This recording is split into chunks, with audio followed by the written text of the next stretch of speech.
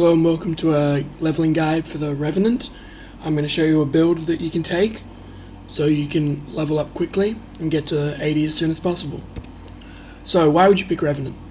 Revenant has a very battle mage style and it uses stances to change its abilities.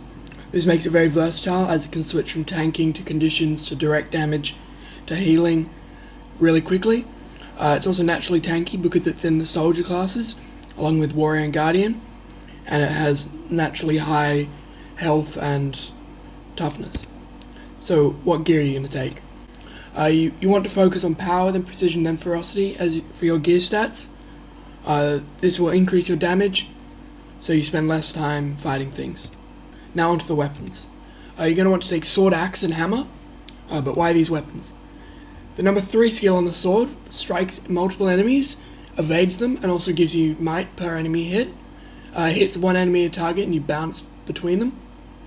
The number 4 skill on the axe is a ranged attack. It throws an axe at someone and kills them. It's a nice ranged option amid all the melee that you've got. The number 5 skill on the axe opens a rift out in front of you that pulls in enemies after a delay. It doesn't deal much damage, but it also applies torment, and it hits a much wider range than you actually think. Now onto the hammer. The number 2 skill on the hammer will pulse AoE damage in 3 parts and increasing distances in front of you. It's kind of complicated to explain, but if you play around with it, you'll get used to it. It's very good for using against large groups. The number 4 skill on the hammer will summon a wall in front of you, and it will block all projectiles that hit the wall. Okay, so the Revenant, instead of using normal utility skills, instead has 2 stances which it chooses and switches between 2, and then these determine the skills that it's got. So the stances we're going to take are Dwarf stance, which is Jealous. It's tank focused, but it's very useful for group fights, and the heal skill is better than the other one that we're going to take. The other skill we're going to take is Hero, the Assassin stance. It's very damage focused and it's used for mobility and some single target damage. Okay, so we'll go over the dwarf skills. The heal skill is a heal, and it will also clear conditions and grant you retaliation per condition removed. This is the better of the 2 heal skills, so if you're looking for a nice heal, switch stances and then heal. One of the utility skills chucks down a line that will weaken foes and also pulse stability in the targeted area. Another one will chain a foe and taunt them. And then the last one, 2 hammers will circle you and deal damage to enemies around you.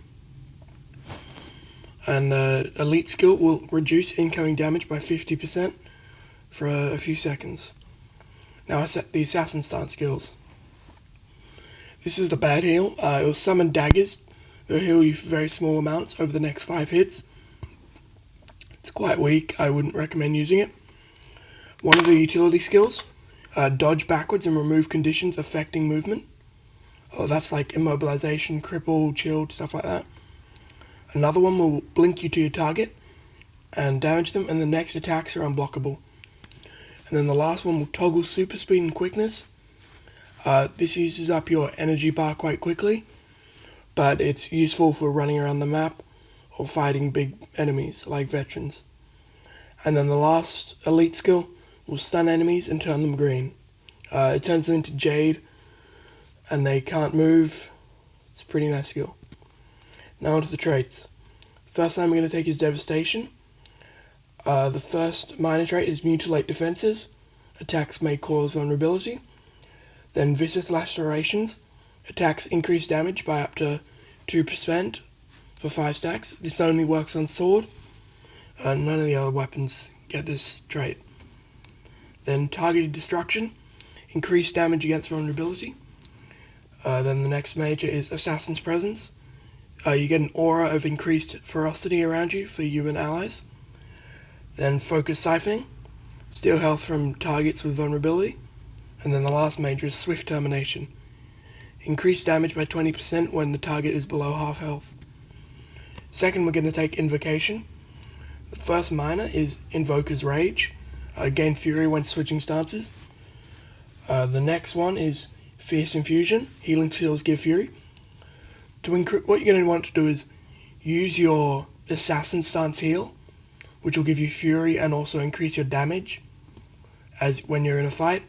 This will up your damage and also increase your regen as you heal on the next 5 hits. Then Equilibrium. Oh no, not Equilibrium. The next minor is you deal increased damage with Fury, and then you're going to take Equilibrium. Changing Legends will heal you if you're below 50% energy, or damage if you're above 50% energy. And then the last minor is Empty Vessel. Changing Legends breaks stun. And the last major is Roiling Mists. Fury will increase your crit chance up to 40%. And lastly, Retribution. First minor is Enduring Recovery. You get a chance to gain endurance when you hit. Then Close Quarters. Decreased damage that you take from enemies at range. And then Unwavering Avoidance. Gain stability after dodging. And Retaliatory Evasion. Gain retaliation after dodging. The last minor is Determined Resolution. Reduce your damage taken when you're below 75% health. And the last major is Empowering Vengeance. Gain might when hit if you have retaliation on. So some quick tips and tricks. Take Retribution second instead of Invocation if you're dying too fast. It's more based at healing you or keeping you from dying, because I feel that Revenant kind of falls off as you get to the higher levels. Switch stances regularly to improve your damage output, because they'll give Fury, break stun, stuff like that. And you'll learn which stance is better for different situations. Axe number 5 is deceptively wide. You won't realise how many enemies it can hit in such a large area.